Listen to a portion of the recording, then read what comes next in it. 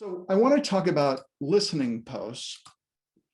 And here's kind of the way I think about this. If you think each of these signposts are an opportunity for a listening post from a customer advisory board to user groups, different listening posts are valuable for listening to different types of things. They are not all the same. When you're taking a customer advisory board, you're talking about the strategy, not so much of your company, we want to get to that, but the strategy of how your customer's business is changing, how their value proposition is changing, therefore what your value proposition as your vendor needs to change so you can align future directions. That's a very unique conversation. It's a very unique listening post. On the other end, you've got social media, and that's all about what others are saying about you right now. And that's a different type of conversation. If you're going to an industry conference, you might go to listen to what hot topics people are talking about, what industry trends are, what are the various insights. If your company has at least 3 of these signposts, and I'll bet they have more than these, you have a lot of listening posts in action in any given time. So my question is, well, has the company made any effort to connect those dots together and take a step back and say, well, wait a minute, what are all these conversations telling us? When you look at it as a voice of the customer model in an ad hoc way, it's like you're all feeling a different piece of the elephant and you don't know really what it's all telling you. Hence, all companies need a strategy for gathering and applying customer directional guidance. I tend to think of listening posts as tools or venues for capturing 3 types of feedback, 3 types of directional guidance. Strategic direction, as I mentioned earlier, is where should our company be going? Do we have the right value proposition? What business problems are we trying to help our customers solve? That's one type of category of listening posts. Product and use cases are, as you might expect, do we have the right feature set? How should we prioritize those features? What are the right use cases for our product and service? And then, of course, customer satisfaction. How did we do today? What do customers think? When I first start talking about voice of the customer models with any companies and executive teams, there is immediate bifurcation of how people think. One is, it's all about customer satisfaction. It's about the net NPS score, net promoter score, and gathering some real-time feedback on how are we doing on customer satisfaction. But there's this other dimension of, well, is our product right? And are we actually doing the right thing to be relevant for tomorrow and the day after tomorrow? And it's tricky to do because we have to be answering and addressing needs our customers have today. But if you want to be in business the day after tomorrow, we also need to be listening towards the future because consumer needs can change at any given time, and they frequently do, and they're changing right now. And so how do we wrestle or at least rationalize the need to improve customer satisfaction, and how do we stay relevant? And let me describe how this works. On the y-axis, we have the type of topics or the type of questions you might want to answer, and it ranges from a tactical topic like, Ron, I had a bad experience with your product on Tuesday. What are you doing to fix it? A strategic topic is, I want to talk to the Chief Information Security Officer on how their business is changing as we're coming out of pandemic. How are their security priorities changing? Where are they investing? And how are they investing when they probably have gaps in their staffing model? The pyramid of customer input is specifically drawn to be broad at the bottom to imply that there are many people in your company talking to many customers at any given time. This is where your salespeople play. This is where your customer support people play. Social media comes into a customer feedback, NPS customer stats. So you probably have a lot of people in your company touching aspects of your customers at any given day. And so your universe of touch points is purposely broad. We go up to the next level that I call product direction. I'm defining this as short to midterm from a roadmap perspective. This means that you're considering your roadmap from the next 6 to 18 months out. How can you maximize the usability and the satisfaction on what you have today? And that's a very important, but a shorter or a midterm focus up to 18 months. And this is where traditional product focus groups, user groups, sidebars, maybe some online forums are very popular tools for that middle layer. At the top, the strategic direction, you're maybe only interacting with 12 of your best customers. Your roadmap perspective is maybe 18 to 36 months, and the advisory boards is a perfect place to have that conversation. So when you're thinking about this enterprise model, well, who leads this? And the answer is it kind of depends. What do you want to learn? And what are you prepared to do with the information that you collect? Now, the different listening posts are going to be of different interest to different department owners. So for example, the customer support people, they care about Net Promoter Score. They're watching social media carefully. Product management cares about the roadmap. The corporate or business unit marketing probably cares more about future directions. So those people are going to have more of a stake in the type of listening post and what the voice of the model looks like. From a customer subset perspective, right? Not all customers are treated equally. You've got the universe of all customers, as I mentioned in the other slide, that there's real-time feedback. But as you climb up the stack, I always tell the companies I work with to be incredibly selfish about who you want to get this feedback from. So in product direction, it would be not unusual for there to be separate sidebar breakouts with customers that attend user groups to have a very focused, maybe roadmap conversation.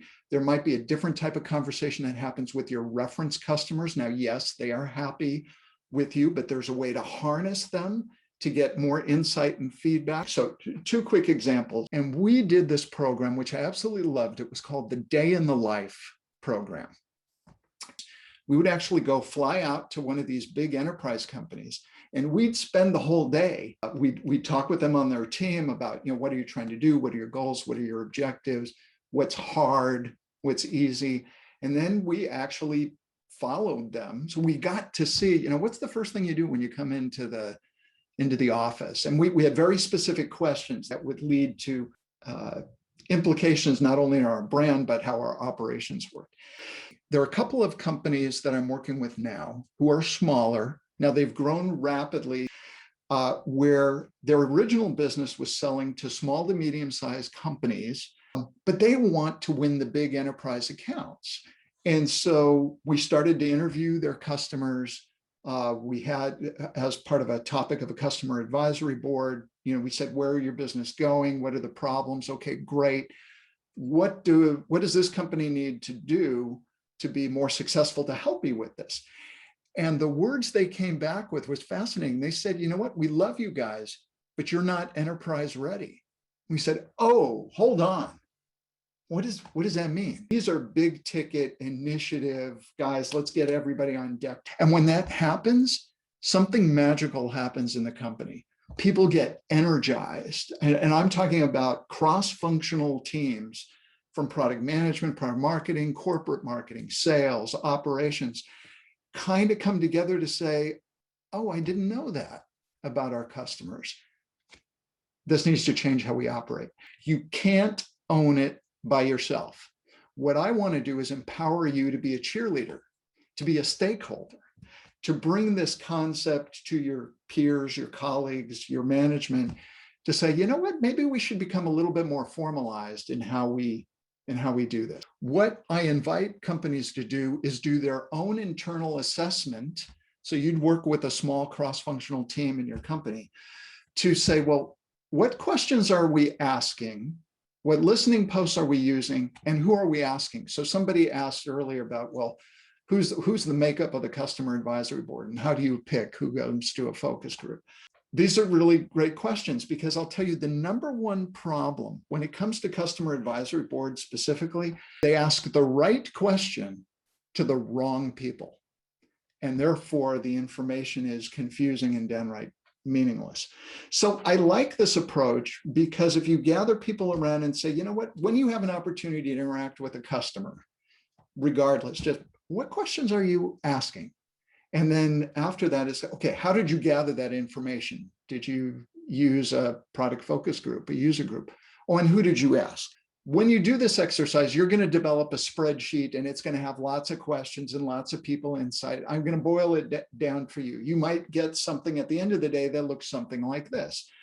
What questions are we asking? Oh, it's like, you know, we tend to ask, what problems are you trying to solve? How can we help you? Oh, great. Those are CAB related questions. Using the CAB, maybe you're using a quarterly business review, QBR. We ask it in account reviews. Oh, we're asking CXOs or VPs. In the product direction, we tend to be asking questions about what's their use case? Tell me about your use case. What features matter most to you and why? You tend to ask first line managers and users for those questions. How satisfied are you with our product or service? You're probably asking the people most familiar with your product, which probably tend to be users. This is a super simplified, generic example. But when you go through this exercise, what I anticipate you're actually going to find is you have huge gaps in this. You may find that you've got a ton of interaction here around use cases, product feature sets, prioritizing different elements, and you're doing nothing at strategic direction. And the best place to start with the model is identifying what the gaps are and how to fill in the gaps, either with information you already know, because other people in your company know it, but you don't know that they know it. Hence, remember the feeling the elephant. Or if they are indeed gaps, you can begin a plan, a voice of the customer initiative to help fill these gaps. How you interview customers should be one of your super skills. If you want to give customers what they want, you need to know how to ask them. A lot of product marketers, product managers, I know actually are somewhat hesitant. What if a customer tells me something I don't want to hear or I don't know what to do with? And my response was, well, that's exactly why you should go. I think it also plays to, it's risky to ask questions and to think you should already know what the answer is to the questions you want to ask. And that's false. You would never ask them, do you think we should partner with Google to do something? Customers don't know how to answer that. They don't care. They don't know your business as well as you do. But there's a different way to ask that question. There's a question about how the executive's business is evolving and whether they're going to be facing problems that are going to require A, B, and C. In the back of my mind, I'm knowing, well, if they say yes to that, then I know I should partner with Google. So there's a roundabout way to get to it. So interviewing, and my partner and I, earlier this year, created a course on Udemy that goes into great detail about how you master customer and partner interviews. But here's kind of the boil down to this. Be prepared before the call. What do you want to learn? And what are you prepared to do with the information you collect? I keep answering these questions, and this mainly because so many executives struggle with, no, it's like, yeah, I'll figure it out when I get there. It's like, no, time out, guys. What do you want to learn? And if you're not prepared to do something with that information, then don't waste the time to ask them. So that takes some soul searching. When you're actually interviewing, I like to suggest you pretend you're an investigative journalist. So I'll give you an example. One of the questions a company wanted us to ask their customers, are you happy with the product or the portfolio of services? And I was coaching members of their staff to become better interviewers. And so we'd go through a coaching, so we developed the interview guide together. And then I coached them, we did some role playing, and then they conducted the interviews, and then we recorded it, and then I listened to it afterwards to give some feedback to it. And so when this question came up, hey, are you happy with our services? One of the answers was, yeah, pretty much. And then the interview goes right to the next question. I'm going, wait a minute, time out. I want to know why. I don't care if they're happy or if they're not happy. I want to know why. And so there's this, as an investigative journalist, yeah, tell me more. I sense you're dissatisfied with something. What's going on? Or if you're happy, why? Or, tell me more. Well, I think your product is aligned with where we're going to want to go. Really? Why? How did you reach that conclusion? Well, we're talking with you, right? You're peeling the onion to really understand. And this is not a show of weakness because you don't know the answer. It's the sign of being curious and showing empathy. Practice active listening. So active listening is a very key way to kind of reflect back on what you just heard. So, Jim, I heard you say you were pretty happy. You think that we were aligned because of XYZ. Did I get that right? Did I understand that right? Oh yeah, Mike, that was perfect. Good. Or no, Mike, you misunderstood. What I really wanted to get on was this. That helps you be in the moment of the interview. Another item is writing notes for others, not yourself. So note taking in the interviews is really important. So again, when I was coaching people, I would say, show me your notes afterwards. And it's hieroglyphics, it's chicken scratch. Okay, that's fine for you, but you need to turn it into a report, right? Back to our listening post model. You gathering the input is great, but that is not sufficient. You want the rest of the team to find value of what your interview was. So you need to write the report. This is one thing we covered in the class, but you write it so somebody who was not on the call could read it and go, oh, I feel like I was on the call with you. I understand the top takeaways, what the key points were, and very quickly I can read the summary and see what came out of it. And the last item is you need to follow a repeatable process. I've had some product teams who said, yeah, Mike, I'll talk to a few people when I'm at the conference. We'll have a little sidebar.